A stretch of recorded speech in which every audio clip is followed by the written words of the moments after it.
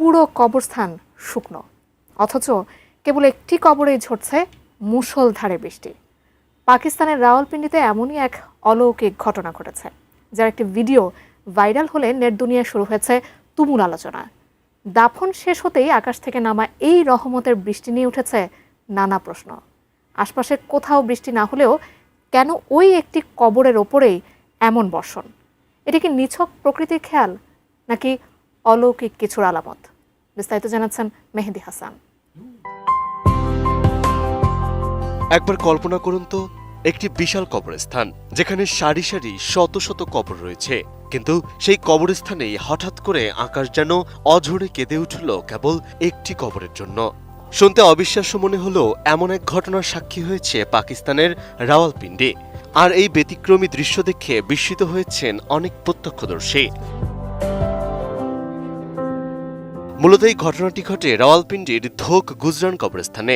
April মাসের শেষের দিকে সেখানে একটি দাফন সম্পন্ন হওয়ার পরপরই দেখা যায় একটি নির্দিষ্ট কবরের উপর মুষলধারে বৃষ্টি পড়ছে, অথচ আশেপাশের অন্য কোনো কবর কিংবা সেখানে উপস্থিত মানুষের গায়ে বৃষ্টির কোনো চিহ্ন নেই। সামাজিক যোগাযোগ মাধ্যমে ছড়িয়ে পড়া ভিডিওটিতে এমন দৃশ্যই দেখা যায়।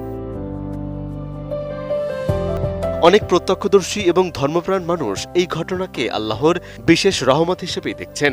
তাদের ভাষায় এটি একটি রহমতের মেঘ, যা শুধুমাত্র একজন মৃত ব্যক্তির জন্য নেমে এসেছে। তবে একই সঙ্গে ভিডিওটি নিয়ে সামাজিক যোগাযোগ মাধ্যমেও প্রশ্ন উঠেছে, যেখানে কেউ কেউ এটিকে আলোর প্রতিফলন বা কৃত্রিম প্রভাবের ফল বলেও দাবি করেছেন।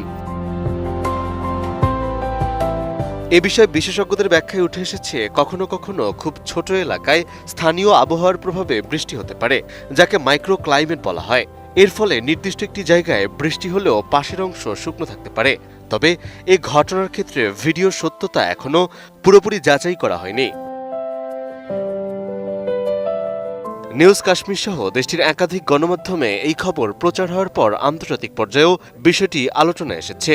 তবে বেশিরভাগ গণমাধ্যমই সতর্কবার্তা দিয়ে জানিয়েছেন, এটি অলৌকিক ঘটনা নাকি প্রকৃতির স্বাভাবিক প্রক্রিয়া তা এখনো নিশ্চিতভাবে বলা যাচ্ছে না।